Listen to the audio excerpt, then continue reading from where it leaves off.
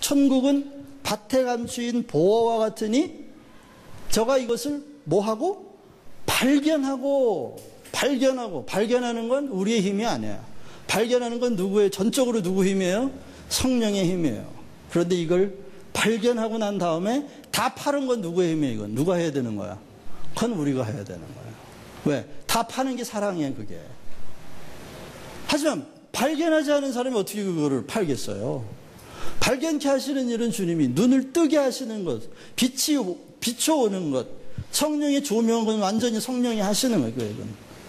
하지만 사랑하는 일은 철저히 나에게 속해 있고 내 인격에 속해 있는 사랑이 아니면 의미가 없어요. 그렇죠? 그래서 신명기 20장에 보면은 매 7년마다 종을 자유케 하는 일이 있는데, 자유한 종에게 한 살림 띄워줘요. 그리고 자, 이제 너 자유야. 그런데 그 자유하는 종이 감사합니다 그러고 나가도 돼요. 그런데 주인을 너무 사랑해.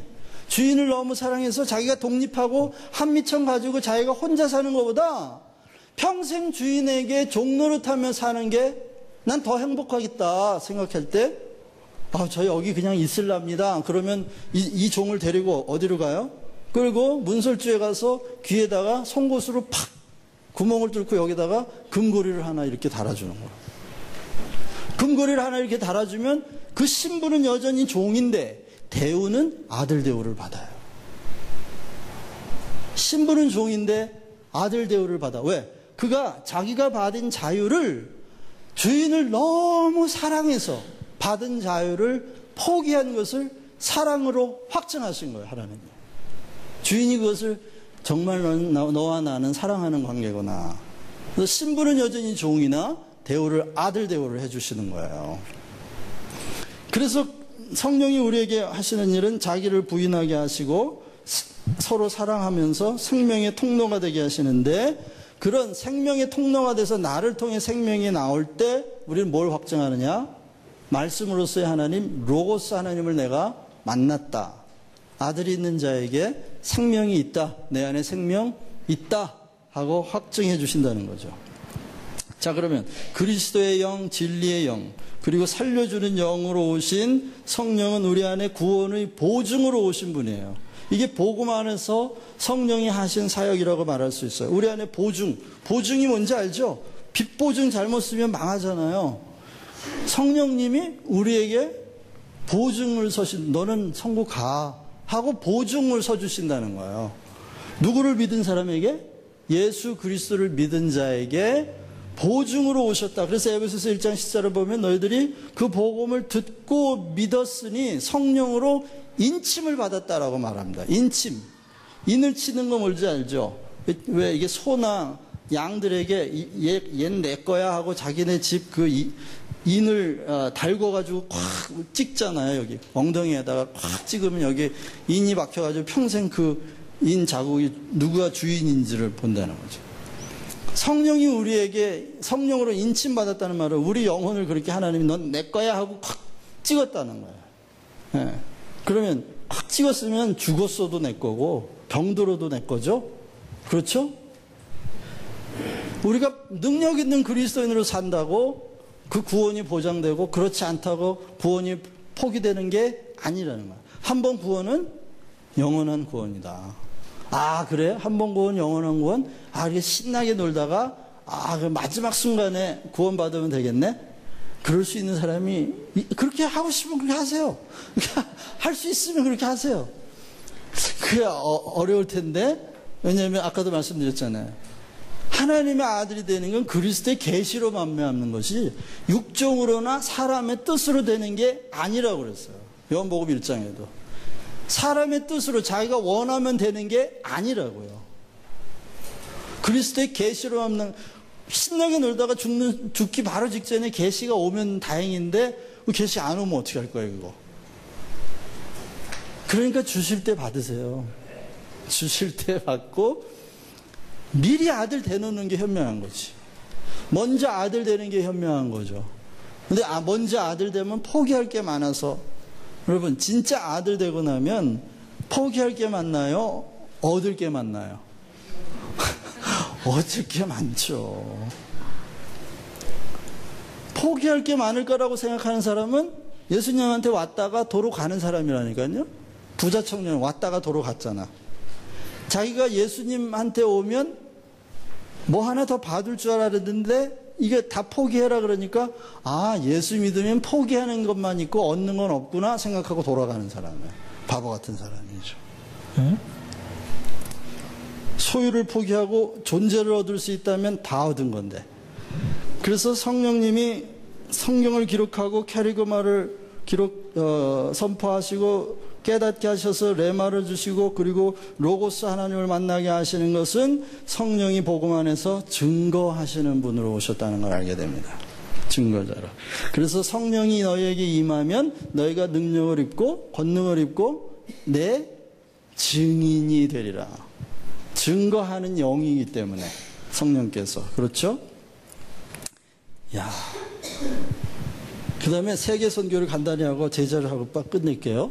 20분 안에 끝내야 돼요. 세계 선교, 복음 안에서 복음의 관점에서 세계 선교란 온 세상에 하나님의 주권과 인류의 구원, 천국의 도래를 선포하는 것인데 그것은 우주적 교회의 완성을 의미하고 만물을 충만케 하시는 자의 충만을 완성하는 것.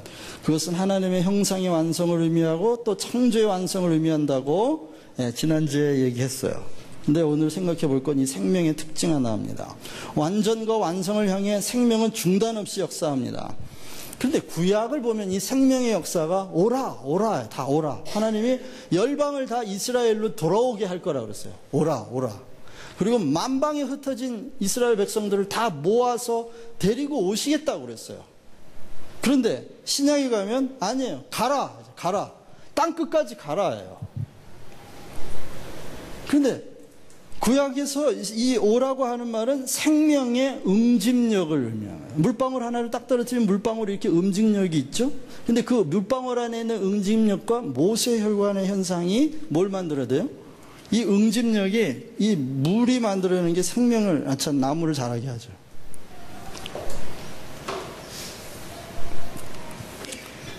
그래서 이 물 안에 있는 응집력, 이 말씀인데 이 말씀 안에는 그런 생명의 응집력이 있어요. 그래서 말씀 안에는 그 구원을 이루는, 성취하는 그런 로고스 하나님이 캐리그마를 통해 레마를 깨닫게 하시면서 우리 안에 생명을 형성시키고 그런 응집하는 그런 능력이 있습니다.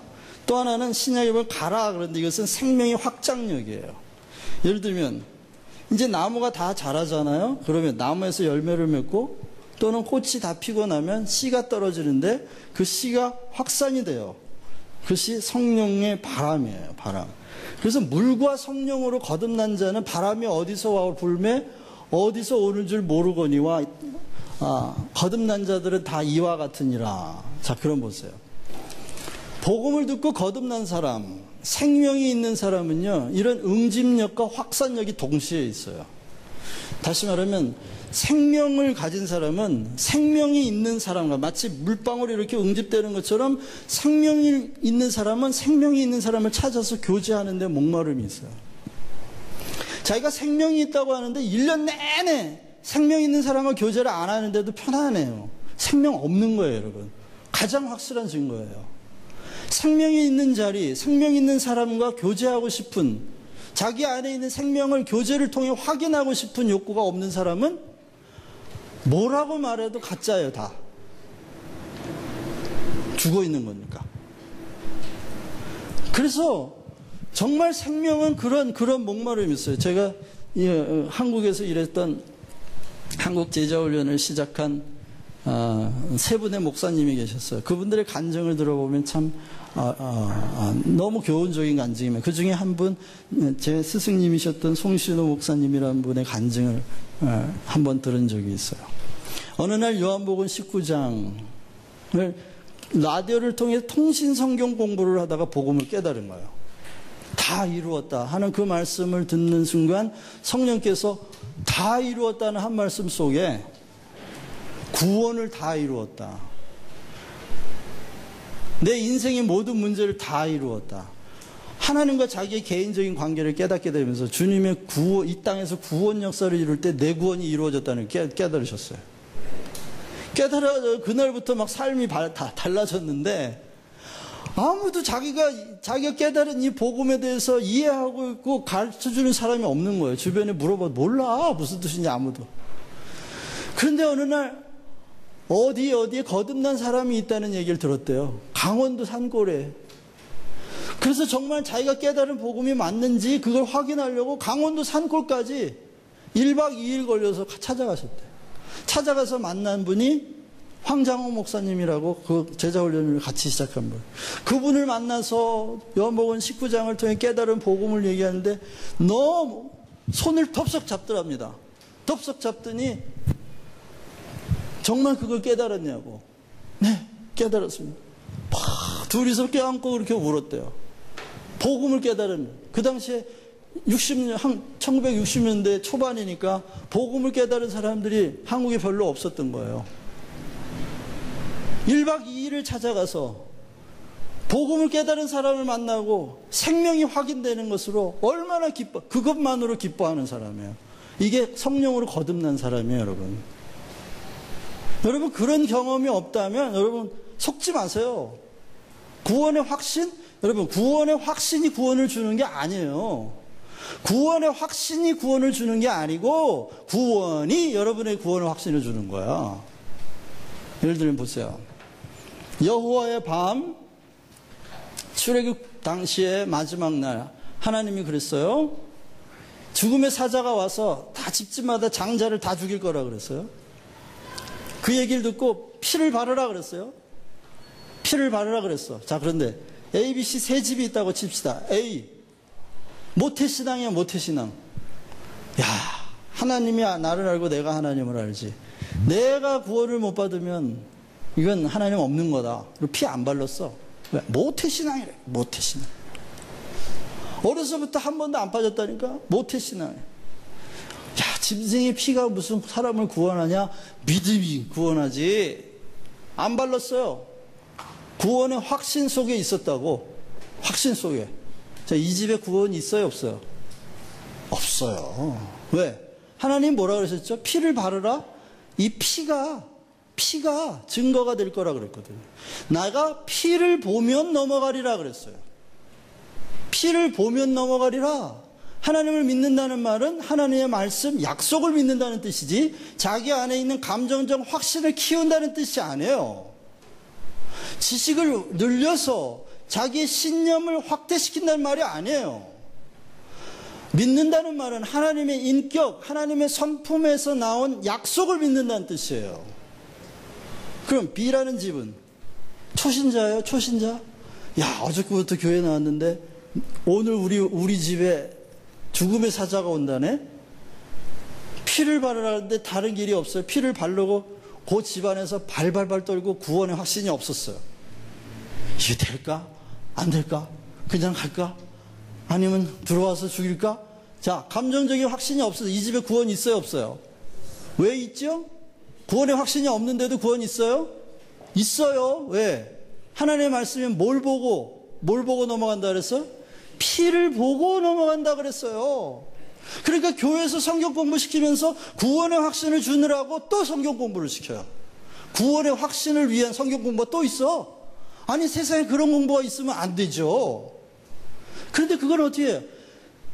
자기 안에 복음이 깨달아져 그것을 교제함으로 확인이 되고 열매로 확인해야, 분명히 열매로 한다 그랬는데 열매 올 때까지 기다려야 되는데 교회에서 빨리빨리 성장시켜서 일시켜야 되니까 구원의 확신 성경 공부가 또 있어. 그리고 구원의 확신을 아주 완전히 세뇌를 시켜가지고 너는 구원 받은 거야, 믿었잖아, 받은 거야, 이렇게 해갖고 2, 3년 지나면 아무 열매도 없고 목마름도 없는데 자기 구원 받았대. 확신 속에서 교인 생활을 잘해요.